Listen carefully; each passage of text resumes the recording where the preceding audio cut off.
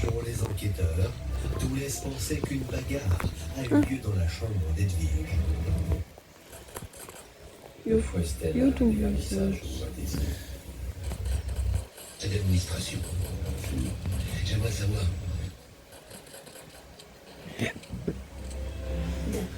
Yes, you see, not very happy and genuinely shy.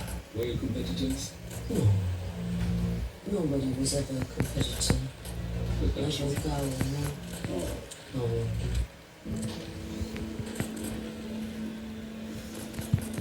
Elle comporte une très grande poche d'air.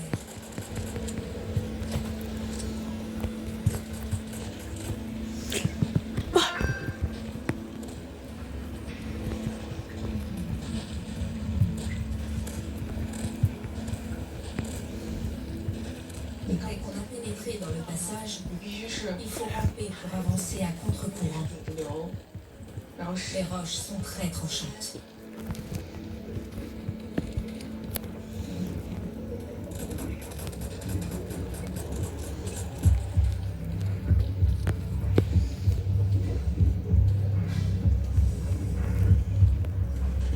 En arrivant dans la zone B, les courants sont beaucoup plus forts.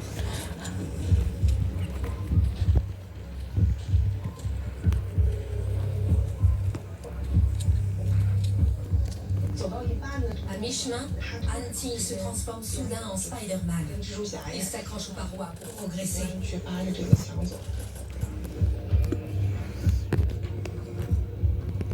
Au début, j'ai eu vraiment peur parce que j'ai eu l'impression que je n'arriverais pas à le suivre. Je n'en avais pas les compétences. Ensuite, j'ai essayé d'imiter ses mouvements et je me suis rendu compte que ça marchait. Je me suis donc accroché aux parois et projeté en avant pour avancer dans le passage. J'avais la peau des doigts arrachée.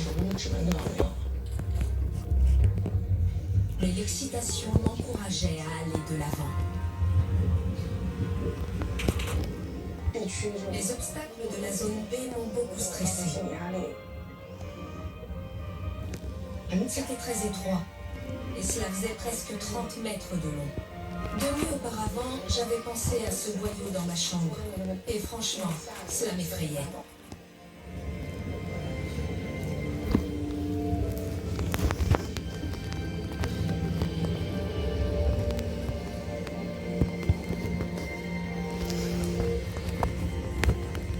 Je craignais de craquer pendant mon défi. Je suis Anne-Ting, mais je commence à avoir du mal à respirer. J'ai peur d'être distancée. Une des raisons pour lesquelles j'adore la spéléo, c'est que lorsqu'on explore des grottes qui n'ont jamais été visitées depuis des centaines de millions d'années, on ne sait jamais ce qu'on va trouver d'une seconde à l'autre.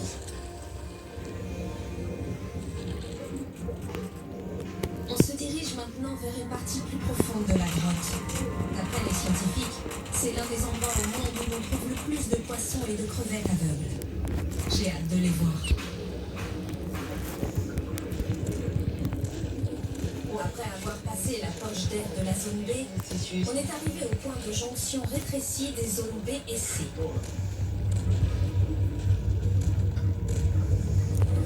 Je me suis retrouvée coincée. Dans un moment de panique, j'ai essayé d'ôter une bonbonne. J'ai poussé mon gilet stabilisateur contre un rocher et il a commencé à se gonfler d'air. J'avais tout le corps coincé entre le rocher et l'airbag. Si je restais dans cette position en respirant de plus en plus mal, j'allais rapidement être à court de gaz. J'avais le souffle court. J'étais en panique.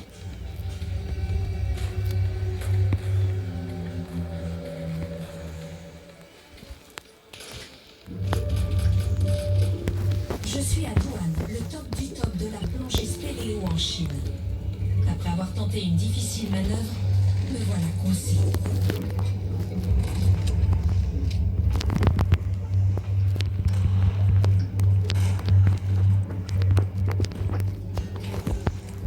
En pareil cas, je devrais penser à ôter la bonbonne.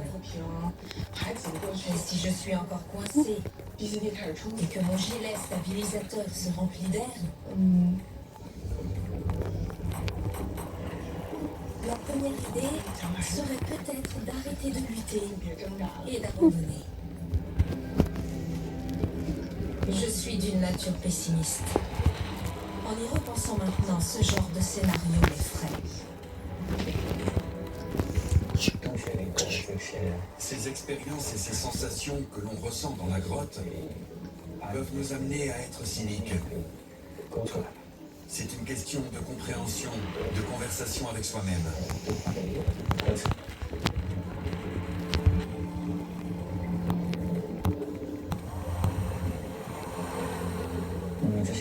Ces expériences extrêmes nous aident à mieux nous connaître. On découvre des choses qu'on ne soupçonnait pas.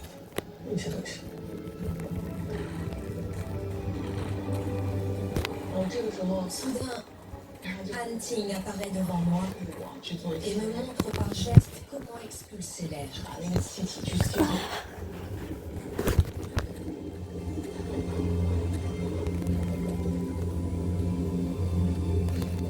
Je gesticule tellement que je n'ai d'autre choix que d'enlever mon casque et de le lui donner. Pour finir, j'enlève les 2 bouteilles pour traverser le passage.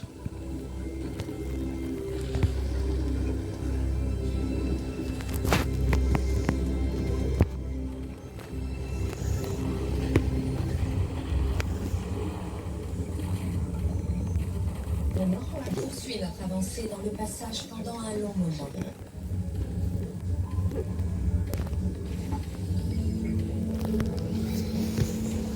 Après un certain temps, une lampe torche éclaire des crevettes aveuglées. Ces crustacés vivent dans une complète obscurité. Ils n'ont jamais ressenti l'effet de la lumière sur eux. La plupart d'entre eux s'éloignent rapidement. Mais il y en a toujours un ou deux plus curieux que les autres qui s'attardent près de moi. Et je prends soudain conscience que nous avons un point commun, le désir d'explorer l'inconnu. La première fois que je suis venu explorer les grottes à Douane, j'ai découvert des poissons et des crevettes aveugles. Intrigué, je suis allé ensuite consulter un spécialiste et il m'a dit que s'il y avait des poissons aveugles à Douane, ce devait être une nouvelle espèce. Quiconque découvrait cette nouvelle espèce avait le droit de lui donner un nom, ce que j'ai trouvé très intéressant à l'époque. Lors de notre entretien, j'ai aussi appris que les poissons aveugles avaient évolué incroyablement vite en termes d'évolution naturelle. Selon cet expert, il ne leur avait fallu que quelques centaines de milliers d'années pour atteindre cette forme. À l'échelle biologique, cela représente un court laps de temps. Nous, en tant qu'êtres humains, nous ne sommes que des touristes dans ce monde. Et chaque vie individuelle est insignifiante. De ce point de vue, donner des noms à des espèces n'a guère d'importance.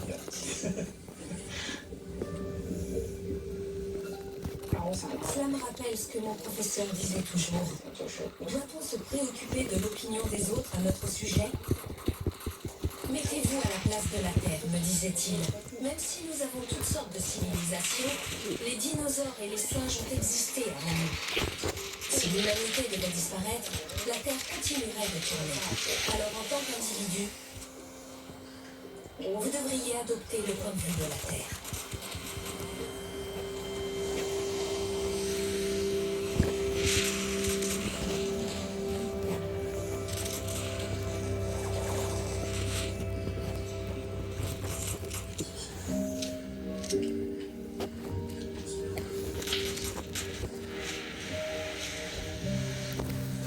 Han me fait signe de rebrousser chemin.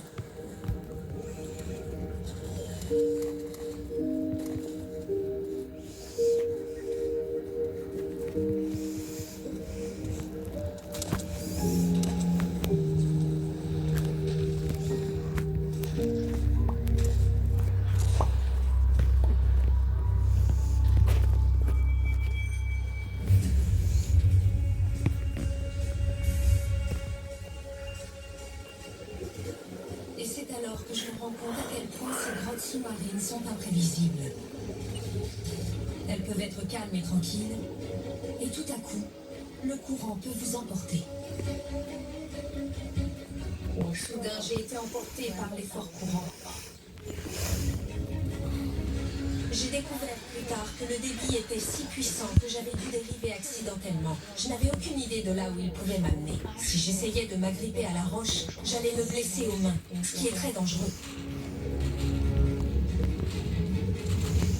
Il fallait que je trouve quelque chose pour éviter d'être entraîné.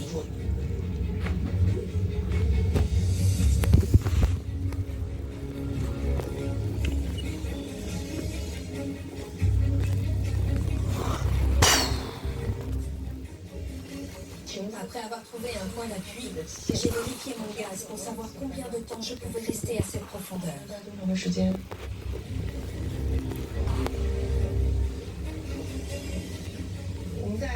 Avant de commencer l'épreuve, Poutine m'avait prévenu. Si je voyais un SOS, même s'il venait m'aider, j'aurais raté ma mission. J'ai donc pesé le pour et le contre. D'un côté, j'avais vraiment envie d'aller au bout de la mission et de réussir le test. D'un autre, j'étais dans une situation très dangereuse. J'ai fini par appuyer sur le bouton. À partir du moment où elle appelle à l'aide, elle a échoué.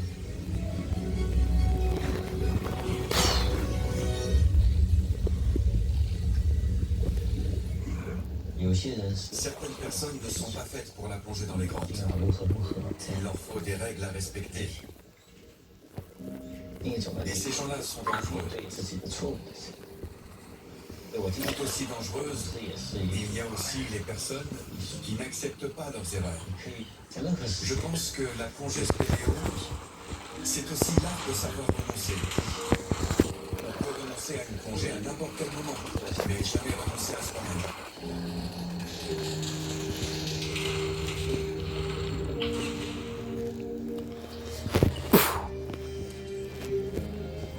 On avait bien dit que lancer un SOS signifierait que tu avais échoué. Ce qui compte, c'est la façon dont tu prends les décisions. On ne juge pas. Compte tenu de la situation dans laquelle tu t'es retrouvé, je suis d'accord avec le choix que tu as fait. Donc, félicitations. Mais tu as échoué. Non, je plaisante.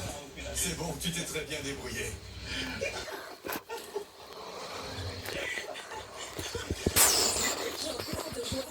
J'ai réussi! Bravo. Avant de commencer ce voyage, je doutais de mes capacités. J'ai été obligée de surmonter mes peurs pour m'améliorer. Voir de ses propres yeux non seulement des fossiles, mais aussi des espèces sous-marines rares est une expérience que très peu de gens sur cette planète auront l'occasion de faire. Je garderai un souvenir inoubliable de cette exploration des grottes de Douane avec Anne-Tine. J'admire les gens comme lui qui ont eu le courage de s'aventurer dans des territoires inconnus pour en rapporter de nouvelles découvertes. Douane restera un des sites les plus extraordinaires que j'ai plongé.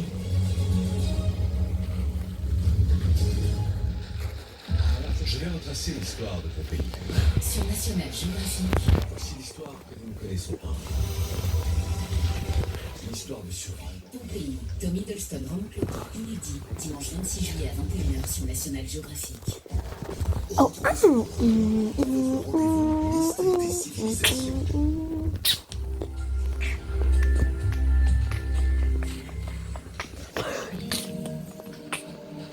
Tous les sons.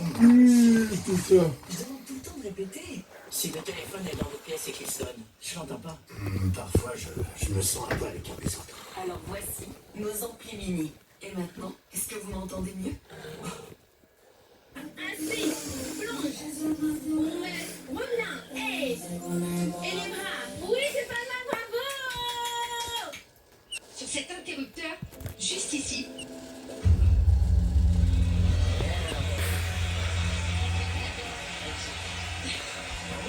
Si les rayons de lumière peuvent voyager comme ceci, on va essayer avec la matière pour voir. J'ai besoin pour cela d'une baguette magique. Voilà.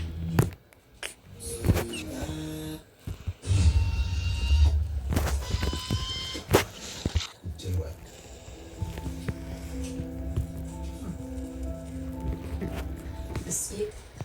première fois qu'on applique une censure cinématographique. À 7h30, les condamnés sortent de la prison. L'exécution peut commencer. Le capitaine de la bande est passé en dernier. Hein, il y a Auguste Bollon, son frère, qui pleurait. Il y a eu Théophile de Raux, pareil, hein, qui suppliait pour qu'on lui donne la perpétuité et non pas l'exécution. Il y avait eu aussi Canuve Roman, qui lui, plus sombre brut, qui lui avait la lumière de son choix, c'est bon. Hein. Et Abel Paulet, lui, est arrivé, il a demandé à serrer la main du sous-préfet. Il a remercié ses gardiens en leur serrant la main également. Et quand est apparu le curé pour les derniers sacrements, il a dit au jeune curé, je n'ai pas besoin de confesser à vous, j'ai tout expliqué au juge Goudret. De toute façon, vous êtes jeune, je vais Dieu bien devant vous. Voilà. Et Paulet est monté donc sur la planche. Et Paulet a crié à bas la calotte, il a crié des insultes, comme disons, à l'assistance. Hein. Il a surtout critiqué le système judiciaire. Et il n'était pas bien arrimé sur sa planche. On a dû le tirer par les oreilles pour bien ajuster sa tête dans la lunette. Et c'est là qu'il a crié 3 fois. Les journalistes semblent d'accord là-dessus. Merde, merde, merde. Le lendemain, la presse décrit en détail l'exécution et montre en première page les photos des têtes des criminels qui ont été transportés, ainsi que les corps, à la faculté de médecine de Lille. Tu peux redescendre avec un sauveteur. Désolée, je crois que je vais pleurer. Ça va aller. Tu n'as pas à t'excuser. Allez, quelle heure générale? Et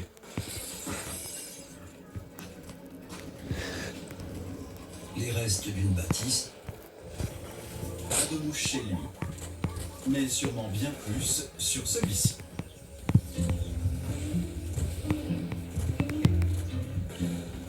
Le gnou cohabite avec le zèbre sur les plaines d'Afrique et demeure un puissant allié. Un plus grand troupeau a plus d'yeux pour repérer le danger et plus de voix pour donner l'alerte. On dit que Dieu a créé le gnou avec les morceaux restants de ses autres créations. Il lui a donné un visage de mule, une barbe de chèvre, des cornes de vache et un corps de cheval. En tout cas, il se comporte bien comme s'il avait été façonné ainsi, à partir dans toutes les directions en courant dans les plaines. Peut-être à cause des mouches. À l'instar des étalons chez les zèbres, ces jeunes mâles revendiquent leur territoire, misant sur l'arrivée des pluies et pariant que les femelles les suivront sur leur parcelle personnelle.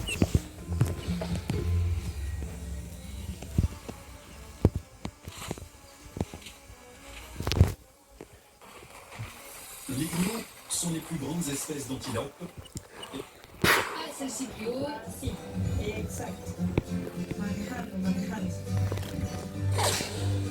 À chaque fois, la photographie crée des liens entre Gabriella et les gens qu'elle croise sur sa route. Comme avec Vidal. Cet homme est né et a grandi dans cette région inhospitalière. Il lui a proposé de l'emmener voir un des plus beaux paysages de la Bolivie, l'un des plus sauvages aussi, la Laguna Colorada.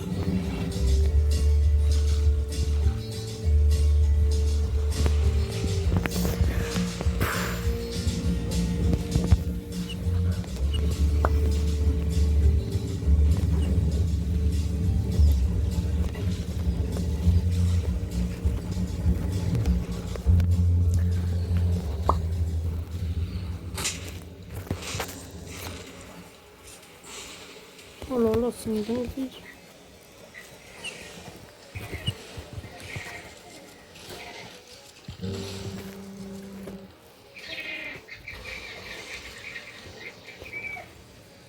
À quelle époque ils pondent leurs œufs? À la mi-décembre. Sur la lagune, il y a des îles et c'est là qu'ils pondent. Avec leur bec, ils poussent la boue et ils en font une sorte de nid. Et là, ils pondent un œuf. Un seul œuf par couple de flamants roses. Tiens, regarde. C'est un bon endroit pour prendre une photo. Je pense que si on s'approche plus, ils vont s'envoler. podemos retirar.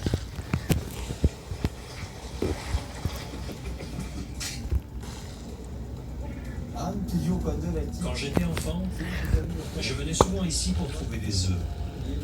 On les emmenait au Chili pour les vendre à San Pedro de Atacama, dans des caisses à dos de la main. Ou bien on voyageait avec des ânes. Bon, c'est la fin.